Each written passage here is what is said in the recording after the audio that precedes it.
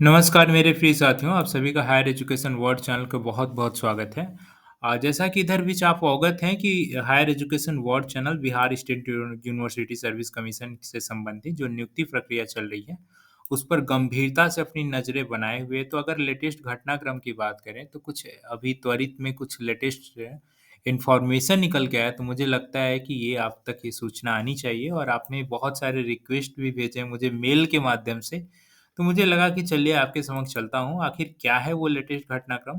तो आप अवगत हैं कि अभी ये कोर्ट प्रोसेस की वजह से न्यायिक प्रक्रिया की वजह से पूरी नियुक्ति प्रक्रिया रुकी हुई है और पूर्व में ही मैंने बताया था कि जो न्यायिक प्रक्रिया की फ़ॉर्मेलिटीज़ है, वो पूरी ही होने वाली है और जैसे ही पूरी हो जाती है, तुरंत नियुक्ति प्रक्रिया शुरू होगी। तो जिस कोर्ट केस की वजह से अभी पूरी नियुक्ति प्रक्रिया रुकी हुई है बिहार में असिस्टेंट प्रोफ़ेसर की, तो उसमें कुछ अभी लेटेस्ट घटनाक्रम क्या हुआ है, पहली बात तो आज ही देखिए माननीय न्यायालय की तरफ से तारीख थी।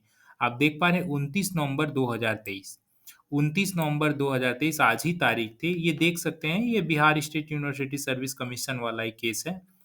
ये देखिए मुख्य जो पिटिशनर है डॉक्टर अमोद प्रमोदी जी, ठीक है? द स्टेट ऑफ बिहार और नीचे आप देखेंगे तो यहाँ पे स्पष्ट रूप से है बिहार विश्वविद्यालय सेवा आयोग देखिए यहाँ पे department of education government of Bihar, higher education education department government of Bihar, ठीक है? ये पिटिशनर हैं। अन्य भी इसमें Bihar state university service commission भी पिटिशनर है, कई विश्वविद्यालय पिटिशनर हैं। खैर कम टू द पॉइंट तो देखिए आज ये तारीख थी, ओके? और तारीख के संग-संग एक नोटिस भी यहाँ पे आया है, उस नोटिस में ही सभी चीज़ें परिलक्षित हैं कि आगामी कब तक ये नियुक्ति प्रक्रिया ऐसे ही शिथिल रहेगी। मैंने पूर्व के सूचना में अगर पूर्व के वीडियो में आपने सुना होगा तो मैंने बोला था कि फ़ॉर्मेलिटीज़ है, अब 1 या 2 ही डेट में माननीय न्यायालय की तरफ से संभवतः ऑर्डर आ जाना चाहिए, ठीक है?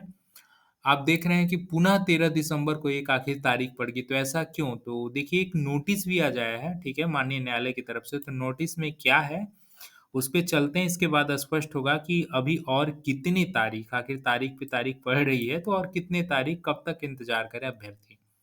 आप देख पा रहे हैं, यही लेटर पेटेंट अपील नंबर 604/2023 है। ये कब का इश्यू हुआ है, देखिए आज ही का है, ऊपर में डेट भी दिया होगा, अब मैं आपको दिखा देता हूँ। नीचे में आई थिंक डेट है। आप देख पा रहे हैं यहाँ पे ये देखिए ये डेट है 29/11/2023 right? Patna high court LPA number 604। तो इसमें देखिए नोटिस मुख्यतः क्या है, ये नीचे में कुछ लाइन का नोटिस है। ये कह रहा है कि the respondent numbers 1, 2 1, 3, 4 are said to have been served.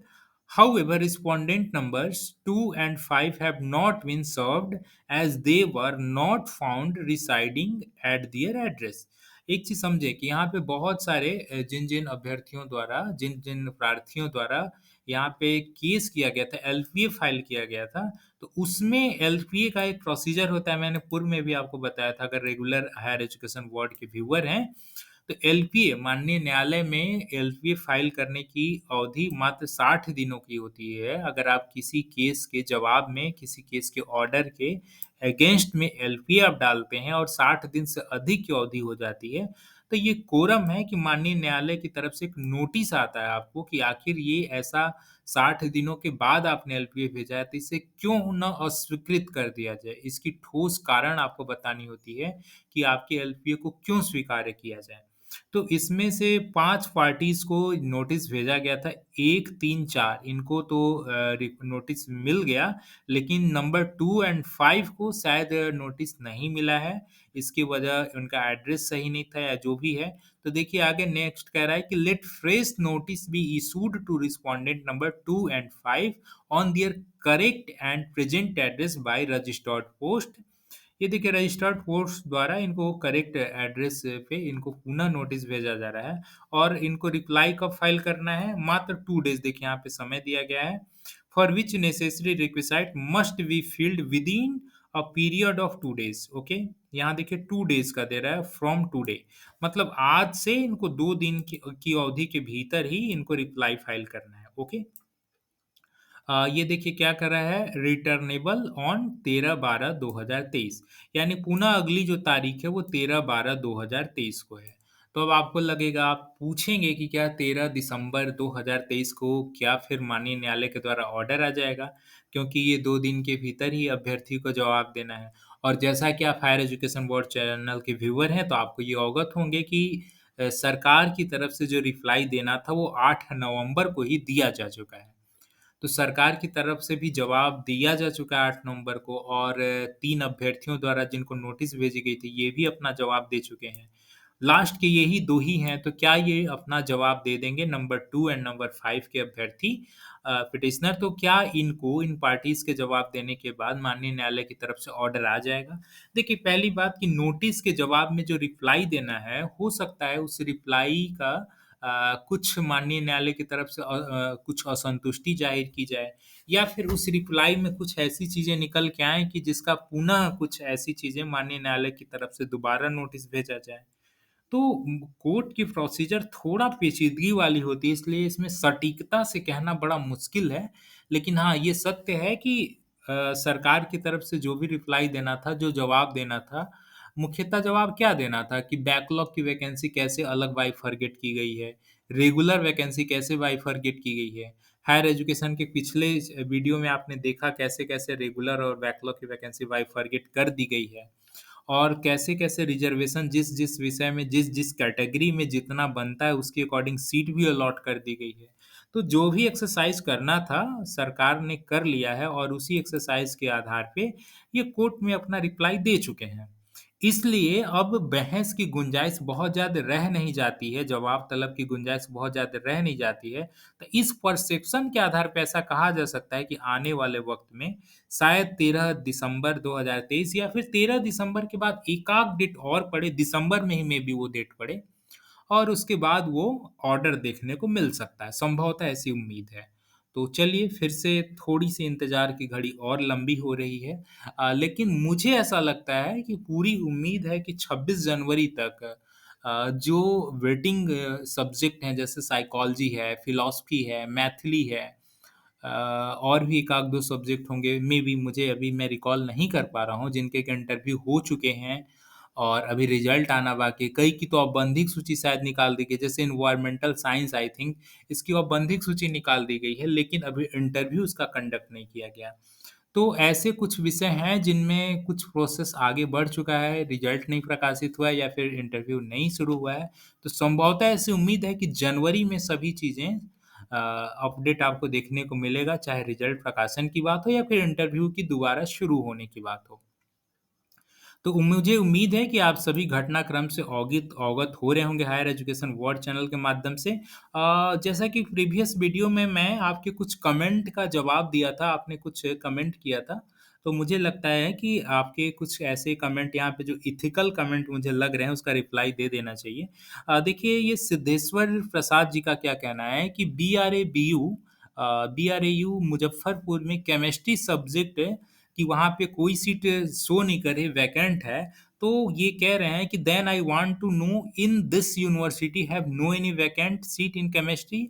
पहली बात तो मैं आपको अवगत करा दूँ, अभी जो पिछली बार जस्ट कुछ दिनों पहले जो सरकार की तरफ से रोस्टर रिवाइज़ किया गया है, उसमें जो-जो सीटें दिखाई गई हैं, वो 2020 के अंतर्गत है। वो 2020 में जितनी सीटें रिक्त रह गई थीं, उसके रिप्रेजेंटेशन में, उसके रिस्पेक्टिव में वो चीज़ें दिखाई गई हैं। संभवतः ऐसी उम्मीद होगी कि 2020 के बाद कुछ रिटायर हो गए होंगे और अभी सीट वहाँ पे वैकेंट होगी। लेकिन चूँकि 2020 के ही अकॉर्डिंग ये वैकेंसी निकाली गई है, तो 2020 में जो स्थिति रही होगी, उसके अनुसार वैकेंसी निकाली गई है। तो सिद्धेश्वर जी, हो सकता है आप बीआरएबीयू की बात कर रहे हैं, तो 2020 तक वहाँ पे केमिस्ट्री की सीटें वैकेंट नहीं रही होंगी आपके कैटेगरी में, जिस कैटेगरी से आप बिलॉन्ग करते हैं। दूसरी कैटेगरी में होगी, लेकिन आपके कैटेगरी में नहीं होगी, इट्स मे बी। इस वजह से वहाँ पे सीट नहीं नज़र आ रही है। अब आप आगे कह रहे हैं कि if seats is vacant then what vacant seat will be include in their present running vacancy? जी नहीं, ये प्रेजेंट रनिंग वैकेंसी में अगर अभी वर्तमान में वहाँ पे सीट वैकेंट भी है, तो उसको इंक्लूड नहीं किया जाएगा। आने वाले न्यू वैकेंसी में जब कभी भी न्यू वैकेंसी सरकार की तरफ से लाई जाती है, तो उसमें उस वैकेंसी को रन किया जाएगा। इसी तरह हर विषय और हर कैटेगरी में ये चीज़ लागू होता है। किसी-किसी विश्वविद्यालय में किसी-किसी विषय के किसी-किसी कैटेगरी में मेबी वहाँ पे सीट ही ना हो। तो इसका यह कतई मतलब नहीं है कि वहाँ वैकेंट सीट वर्तमान में है, जबकि बताइए सरकार ने तो यहाँ पे वैकेंसी दिखाई नहीं। तो जैसा कि मैं बार-बार कह रहा हूँ कि 2020 की वैकेंसी वैकेंट जो विश्वविद्यालय में सीट है, उसके अकॉर्डिंग ये वैकेंसी निकली हुई है। और पहले भी मैंने कहा कि जैसा कि रिवाइज़ रोस्टर के बाद उस पिछले वीडियो में मैंने स्पष्ट रूप से दिखाया था कि बैकलॉग और रेगुलर वैकेंसी और जो सैंक्शन पोस्ट हैं, उन सबको अगर देखा जाए तो इक्वल-इक्वल का मामला सेट होता है। यानी आने वाले भविष्य में वैकेंसी है ही नहीं। इसलिए अगर वैकेंसी चाहते हैं आप कि आने वाले वक़्त में बिहार में असिस्टेंट प्रोफ़ेसर की वैकेंसी नज़र आए, तो सरकार को चाहिए कि सबसे पहले तो सीट का रिवाइज़ करे, वहाँ पे सैंक्शन सीट की संख्या बढ़ाए। क्योंकि जब सैंक्शन सीट निर्धारित किया गया था, उस समय और आज वर्तमान समय में बहुत ज़्यादा ज़मीन-आसमान का अंतर आ गया है। आज के समय में बच्चों की संख्या बहुतायत बहुत ज़्यादा 10 गुना, 15 गुना बच्चों की संख्या बढ़ चुकी है, लेकिन शिक्षकों की संख्या नहीं बढ़ाई गई है, असिस्टेंट प्रोफ़ेसर में। तो ये बहुत ज़्यादा निहायत ही ज़रूरी है कि असिस्टेंट प्रोफ़ेसर की जो पद हैं, उन पदों की संख्या बढ़ाई जाए, तभी आने वाले भविष्य में वैकेंसी भी नज़र आएगी और शिक्षा में अगर गुणवत्ता की बात करें, तो गुणवत्ता स्तर में भी बढ़ोतरी देखने को मिलेगी। अन्य भी कुछ साथियों का कमेंट था, जो कि मैं पिछले वीडियो में उसको कवर अप करना भूल गया था। जैसे कुछ लोगों का कहना था कि रिवाइज़ रोस्टर में किसी-किसी कैटेगरी में सीटों की संख्या बढ़ाई गई है। जैसे सपोज़ दैट मैं साइकोलॉजी की ही बात करूँ, साइकोलॉजी में बीसी कैटेगरी में 17 सीटों का इज़ाफ़ा हुआ है। इसी तरह जनरल सीट में 1 सीटें घट गई हैं। इसी तरह संभवतः मैथिली में भी कुछ सीटें हो सकता है किसी-किसी कैटेगरी में बढ़ी हों। फिलॉसफी में भी मेबी हो सकता है किसी कैटेगरी में कुछ सीटें बढ़ी हों। तो ऐसे में कई अभ्यर्थियों का ये प्रश्न था कि क्या दोबारा इंटरव्यू होगा जिस-जिस कैटेगरी में सीटें बढ़ी हैं? तो देखिए, एक चीज़ तो पहले आप अवगत हैं कि अभी जितने भी इंटरव्यू हुए हैं, उसमें कितने अभ्यर्थियों को बुलाया जा रहा था? तिगुना अभ्यर्थियों को बुलाया जा रहा था। 1 सीट की तुलना में 3 अभ्यर्थियों को इंटरव्यू कॉल आ रहा था। तो उस लिहाज से आपका प्रश्न लाज़मी है कि अगर 17 सीट मान लीजिए बीसी कैटेगरी में साइकोलॉजी में बढ़ती हैं, तो 51 अभ्यर्थियों को क्या न्यूली अभ्यर्थियों को इंटरव्यू कॉल आएगा? देखिए, पहली बात तो ऑलरेडी जो इंटरव्यू आयोग द्वारा लिया जा चुका है, तो वो प्रत्येक कैटेगरी के 3 गुना अभ्यर्थियों को बुलाया गया था। तो उनके पास अभ्यर्थियों की तो कमी है नहीं, वो 3 गुना अभ्यर्थियों का ऑलरेडी इंटरव्यू ले चुके हैं, तो ऐसी स्थिति में वो चाहें तो उसी में भी मेकअप कर सकते हैं और ये चाहें तो इंटरव्यू भी ले सकते हैं, जो सीटें बढ़ी हैं जिस-जिस कैटेगरी में, जिस-जिस कैटेगरी का काट करके बढ़ाई गई हैं, तो इसमें भी वो चाहें तो उस कैटेगरी के रिप्रेजेंटेशन में, उस कैटेगरी के रिस्पेक्टिव में 3 गुना अभ्यर्थियों को इंटरव्यू भी कॉल कर सकते हैं। लेकिन इसकी उम्मीद शायद बहुत ही कम होगी चूँकि इनको दोबारा मेहनत करना होगा और पुनः दोबारा से एक्सपर्ट को बुलाना होगा, बहुत सारी चीज़ें होंगी। इसलिए ऐसी बहुत कम संभावना है कि दोबारा इंटरव्यू देखने को मिले, चाहे मैं मैथिली की बात करूँ या फिलॉसफी की बात करूँ, साइकोलॉजी की बात करूँ, जिसका कि अभी रिज़ल्ट वेटिंग है। इन विषयों में शायद ही दोबारा इंटरव्यू देखने को मिले। लेकिन चूँकि जैसा कि मैं बार-बार कह रहा हूँ, ये टोटल आयोग के अध्यक्ष के ऊपर निर्भर करता है। इसमें अगर कुछ अभ्यर्थी चाहें कि मैं कोर्ट केस करूँ कि 13 सीटें या 17 सीटें या जितनी भी सीटें उनके कैटेगरी में बढ़ाई गई है, तो फिर उसका इंटरव्यू क्यों नहीं हुआ? तो ये को केस भी शायद उनका वहीं से रिजेक्ट कर दिया जाएगा। चूँकि आयोग के अध्यक्ष के पास टोटल पावर है, पूर्णतः ये उनके क्षेत्राधिकार में है कि वो किनको-किनको इंटरव्यू में कॉल बुलाते हैं और 1 सीट की तुलना में कितने अभ्यर्थियों को बुलाते हैं। जैसा कि मैं बार-बार कह रहा हूँ कि प्रत्येक कैटेगरी के रिप्रेजेंटेशन में 3 गुना अभ्यर्थियों का इंटरव्यू कॉल ऑलरेडी हो चुका है, तो उनके पास अभ्यर्थियों की कमी नहीं है, तो जो सीटें जिस कैटेगरी में बढ़ी हैं, उसकी तुलना में वो चाहें तो उसी में मेकओवर कर सकते हैं। तो मुझे लग रहा है कि जितने भी लेटेस्ट सूचना है आपके तक अभी मैं दे चुका हूँ और एक चीज़ और आपसे निवेदन है, पिछले कुछ वीडियो में मैंने अपना नंबर शेयर किया था पर्सनल नंबर, लेकिन आप लोगों के द्वारा बहुत सारे कॉल आ रहे हैं, तो आप सभी से निवेदन है कि कृपया आप कॉल ना करें। मैंने आपको एडवाइस दिया था कि आप चाहें तो व्हाट्सएप मैसेज कर सकते हैं और दूसरी बात, आपके लिए सबसे बेहतर होगा कि आप यहीं पर कमेंट करें। मैं आपके प्रत्येक कमेंट को पढ़ता हूँ, सारे कमेंट की कोशिश करता हूँ कि रिप्लाई करूँ। इसलिए आप यहाँ पे कमेंट किया करें यूट्यूब पर ही, उसी पर मैं शायद बेहतर उत्तर दे पाऊँगा, ना कि व्हाट्सएप पे या फिर आपके कॉल से। और कृपया कॉल तो कतई ना करें, आपसे निवेदन है कॉल कतई ना करें। हाँ, कुछ ऐसे साथी हैं जो रिसर्च पेपर पब्लिकेशन के संबंध में हेल्प चाहते हैं, तो वो साथी केवल कॉल कर सकते हैं। बाकी अगर आप असिस्टेंट प्रोफ़ेसर संबंधित या फिर किसी तरह की सूचना चाहते हैं, तो आप कृपया व्हाट्सएप मैसेज करें या फिर यहीं पे कमेंट कर दें। बाकी ऐसे आप बेवजह कॉल ना करें, आपसे निवेदन है। और मुझे उम्मीद है कि आपके जितने भी रेलेवेंट प्रश्न थे, मैं सभी के उत्तर दे चुका हूँ। कुछ लोगों का है फ्रीडम फाइटर और पीएच कैटेगरी में ऐसा क्यों है, तो मैं ऑलरेडी रिप्लाई दे चुका हूँ। इसलिए अब मुझे नहीं लग रहा है कि आपके प्रश्न को दोबारा यहाँ पे देखिए ये देखिए क्या कर रहे हैं कि great sir please receive my call, you are not receiving my call. देखिए आप जो भी हैं, आपसे निवेदन है कि आप कॉल ना करें, आप व्हाट्सएप मैसेज करें, प्लीज़ कॉल ना करें। अगेन एंड अगेन मैं कह रहा हूँ। तो मुझे लग रहा है कि मैंने आपकी सभी प्रश्नों के उत्तर यहाँ पे दे दिए हैं। आप हायर एजुकेशन वर्ल्ड चैनल पर अंत तक बने रहें, इसके लिए आपका बहुत-बहुत धन्यवाद। आने वाले समय में जो भी लेटेस्ट अपडेट होगी, सूचनाएँ होंगी आपके समक्ष समय से ज़रूर पहुँचेगी। तो चलिए आप 13 दिसंबर का इंतज़ार करें, 13 दिसंबर तक हो सकता है कि कुछ नई चीज़ें निकल के आएँ। हो सकता है कि ऑर्डर ही देखने को मिले या फिर एक आध डेट और देखने को मिल सकता है। हो सकता है माननीय न्यायालय की तरफ से उस रिप्लाई के जवाब में हो सकता है कुछ फिर से एक बार कोई इस तरह की चीज़ें माँग ली जाएँ, तो फिर न्यायालय के प्रोसेस में कुछ भी जल्दीबाज़ी होगा कहना, इसलिए इंतज़ार करें। वैसे संभवतः उम्मीद है कि ऑर्डर बहुत जल्द आएगा, दिसंबर माह में ही ऑर्डर आना चाहिए। तो लेट होप क्या होता है, आप चैनल पे बने रहें, आपको सभी सूचनाएँ समय पे उपलब्ध होती रहें।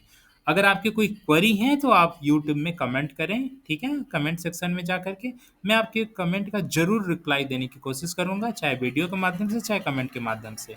चैनल पे बने रहें, इसके लिए बहुत-बहुत धन्यवाद और वीडियो को लाइक कर दिया करें, इससे मेरा मोटिवेशन बनता है। आपके लिए नई सूचनाएँ मैं समय पे ले आता हूँ और वीडियो को शेयर कर दें ताकि अन्य लोगों का लाभ हो, अन्य लोगों को समय पे सूचनाएँ मिलें। चैनल पर नए हैं तो सब्सक्राइब कर दें ताकि आपको सूचनाएँ भी समय पे मिलते रहें। Thank you so much once again, thank you.